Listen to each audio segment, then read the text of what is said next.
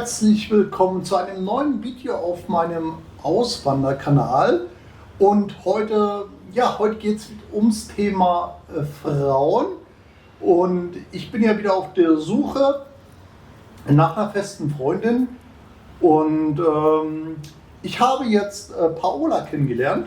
Ja, ich glaube, es war über Facebook. Und die wollte ich euch heute mal vorstellen. Sie hat sich dankenderweise bereit erklärt, hier im Video mitzuwirken. Und ja, wir wollen so ein bisschen was erfahren, denn das interessiert auch viele Männer in Deutschland.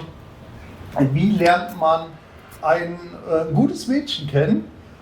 Nicht nur hier in Kolumbien, generell kann in Mexiko sein, halt eine Latina, denn ihr wisst aus einem anderen Video, die Latinas sind die besten Frauen. Ja? Und ich würde sagen, wir starten gleich mal. Also Paola spricht natürlich nur Spanisch. Ja? Also Männer, ihr müsst Spanisch lernen, wenn ihr in Lateinamerika eine Freundin sucht. So, also Paola, hola, ¿cómo está? Bien, gracias. Ja, also, ihr geht's gut, wunderbar. Paola kommt von der Küste, ist also eine Costeña, sagt man hier. Costeñas sind, Costeños sind Menschen, die am Meer leben. Ja, sagt ja schon Costa, Küste. Und meiner Meinung nach sind es hier die, am unkompliziertesten Menschen, weil es ist mehr oder weniger so wie das Inselvolk, also die sind generell lockerer. Ja. Sie arbeitet allerdings in der Hauptstadt, also sie lebt in Bogotá und Bogotá ist natürlich das ganze Gegenteil von locker. Ja.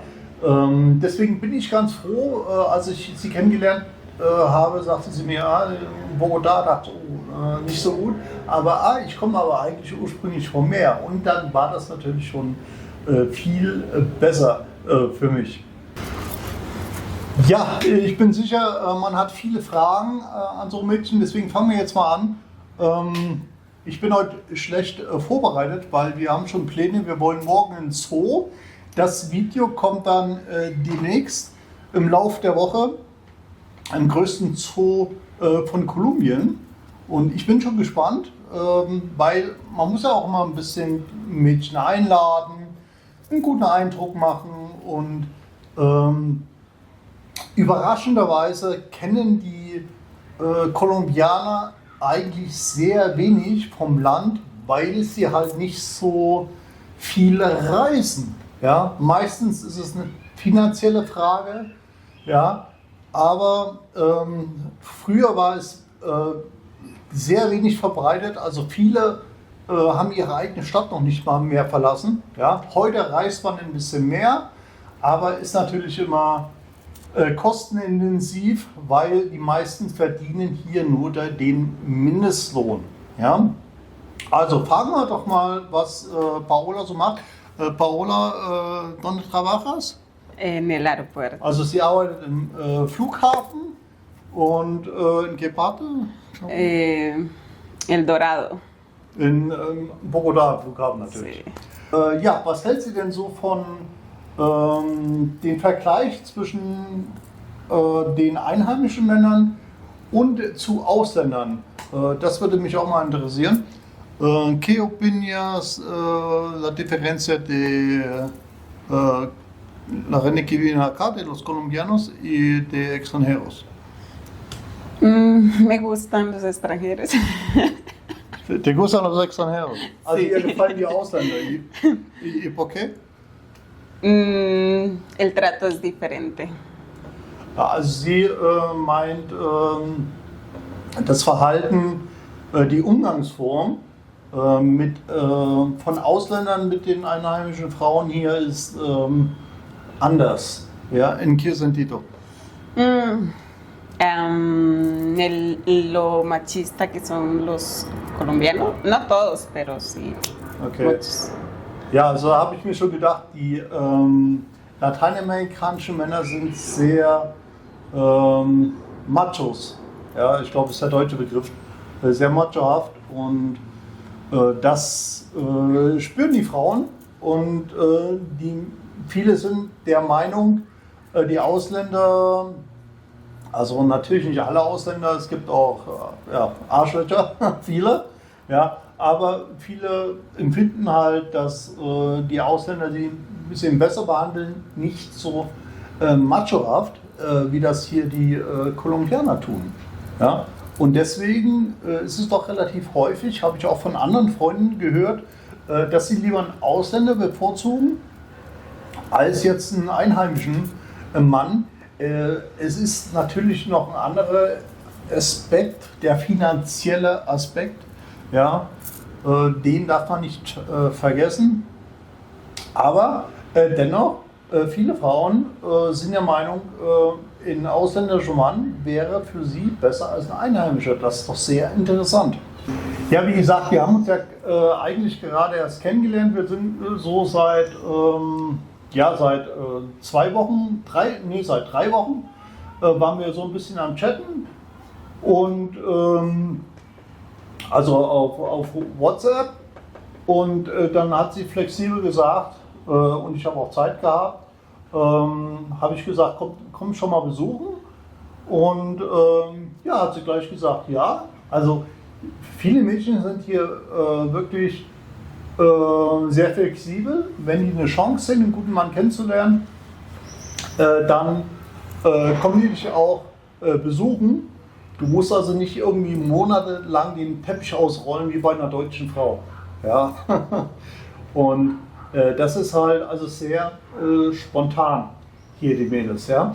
Aber was mich jetzt mal so interessiert, wie lernen die Mädels hier Ausländer kennen? Ja? Und das frage ich Sie jetzt mal. Paola, ¿cómo o qué piensas cómo vas a conocer un extranjero acá en Colombia? Lugares turísticos. De llegar a conocer a un extranjero, encuentra uno más extranjeros en un lugar turístico.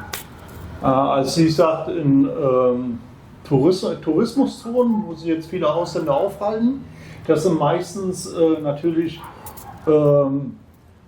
besondere Stadtteile, wo jetzt Ausländer generell viel hingehen, wo so touristische Sehenswürdigkeiten sind. Ja, also am Meer zum Beispiel, sie kommt ja vom Meer, das ist sehr mit Tourismus belastet, wegen Alte Piratenstadt zum Beispiel oben in Cartagena. Und generell gehen die meisten Ausländer fahren erstmal ins Meer. Und da lernen die Mädels relativ einfach jetzt ausländische Mann kennen. Ja, fragen wir noch mal ein bisschen, was sie so gerne macht, um sie so noch ein bisschen so kennenzulernen. ¿Qué haces en tu tiempo libre? Escucho música, hago crochet de vez en cuando. ¿Haces qué? Crochet, tejer. ¿Qué es eso? Tejer, lo que te mostré, los bolsos. Ah, sí. Ja. Visito a mi hermana, a mis sobrinos. Also, sie hört gerne Musik, da macht sie gerne so Handarbeiten, so Handtaschen für Mädels. Macht sie so Handarbeiten und da will sie sich auch in Zukunft irgendwann mal selbstständig machen, das hat sie mir noch erzählt. Und viel mit der Familie. Und das ist schon mal ein gutes Zeichen, ja? Weil wenn euch eine Frau zum Beispiel sagt, nur so als Tipp, wenn ihr in Lateinamerika unterwegs seid, sie geht sehr gerne aus und geht sehr, sehr gerne einkaufen und so Sachen, dann ist meistens schon, hat es nur aufs Geld abgesehen. Ja, das sind so die ersten Anzeichen, eigentlich die stabilsten Anzeichen, kannst du eigentlich schon vergessen. Deswegen ist immer gut, sehr viel fragen. So lernt man dann die guten Mädchen kennen, ja, und kann gleich ein bisschen aussortieren von den Frauen, die man eigentlich nicht als feste Partnerin haben möchte. Y ¿vas al gimnasio? Lo retomaré. Also sie geht, will jetzt mit dem Fitnessstudio anfangen. Ich meine, es ist eigentlich nicht unbedingt angebracht, aber viele Mädels gehen ja natürlich ins Fitnessstudio. Ich bin auch momentan 2 Fitnessstudio und da lernt man auch immer richtig gute Mädchen kennen, ja? Weil es ist hier völlig anders als in Deutschland. In Deutschland, die Mädels gehen nur ins Fitnessstudio, um gesehen zu werden und um ein paar Fotos von sich zu machen, aber ernsthaft trainieren tut da keiner. Hier das völlige Gegenteil. Die Mädels trainieren hier härter und viele gehen teilweise jeden Tag ins Fitnessstudio, ohne Scheiß. Ja, also die nehmen das hier richtig ernst. Ja, so viel zu Paola. Ich bin mal gespannt, was sie mir noch so erzählt.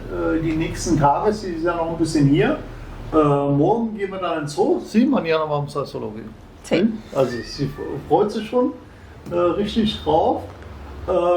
Ja, mal schauen, ob es was Ernsthaftes wird. Ich bin jetzt schon sehr lange auf der Suche. Im Übrigen auf meinem Instagram-Kanal Lobo Worldwide ist nochmal unten verlinkt. Da seht ihr meine ja, mehr oder weniger erfolgreichen Geschichten, was das Thema Frauen betrifft. Es ist nicht mehr so einfach. Ich war ja selber mal verheiratet. Oh, jetzt fliegt gerade ihr Flugzeug rüber. Ich war ja schon verheiratet mit einer Kolumbianerin, hatte auch eine Verlobte und ja, es hat halt nicht so funktioniert. Früher war es aber sehr viel leichter, ein gutes Mädchen kennenzulernen und heute muss man halt leider sagen, auch in Lateinamerika sehr viele geldgeile Frauen unterwegs und die musst du sofort aussortieren, sonst bekommst du nur Probleme. Das sehe ich immer wieder von Bekannten von mir, nicht nur Ausländern, auch natürlich Einheimischen, Kolumbianern, die geben wirklich ihr ganzes Geld für Mädels aus und am Ende, ja, außer Spesen nichts gewesen. Ja? Geht ihr solche? Na, ja. Aber sie hat mir schon das Apartment geputzt, muss ich sagen. Und wenn ich koche natürlich, ja, klar. Und sie macht danach immer sauber alles. Also merkst du schon, sie hat schon eine sehr gute Erziehung. Also es gibt noch die richtig guten Frauen hier in Lateinamerika. Ich war auch schon mit einer Äquatorianerin zusammen, Venezuelanerin. Aber es ist halt schwieriger geworden, aber nicht unmöglich. Ja? Also Männer, haltet euch ran. Ja? Ihr wisst jetzt, wie der Weg, um Mädchen kennenzulernen. Da habe ich schon mal ein anderes Video gemacht. So die Möglichkeit, was waren so für Möglichkeiten, was sind so die besten Möglichkeiten, Mädchen kennenzulernen. Erstmal von Deutschland aus, ja, und dann später kommt er rüber und lernt sie dann persönlich kennen. So, wir gehen jetzt noch ein bisschen Eisessen, würde ich sagen. Vamos comer en helado, ¿cierto? ¿Vale? Sí. Machen wir ins Einkaufszentrum, ein Eisessen und dann lernen wir uns noch ein bisschen näher kennen. Ja? Und ich würde sagen, wir sehen uns beim nächsten Video. Abo nicht vergessen, liken und seid gespannt. Bis zum nächsten Mal. In diesem Sinne, decimos adios. Oder? Ciao. Chao. Auf Wiedersehen. Auf Wiedersehen, alle Mann. No, más fácil. Otro que dijiste. Auf Wiedersehen ist jetzt zu schwierig. Was sagt man noch auf Deutsch? Tschüss ist am einfachsten. Tschüss. Tschüss. Tschüss. Tschüss. Bis zum nächsten Mal. Also bis dann. Tschüss. Tschüss.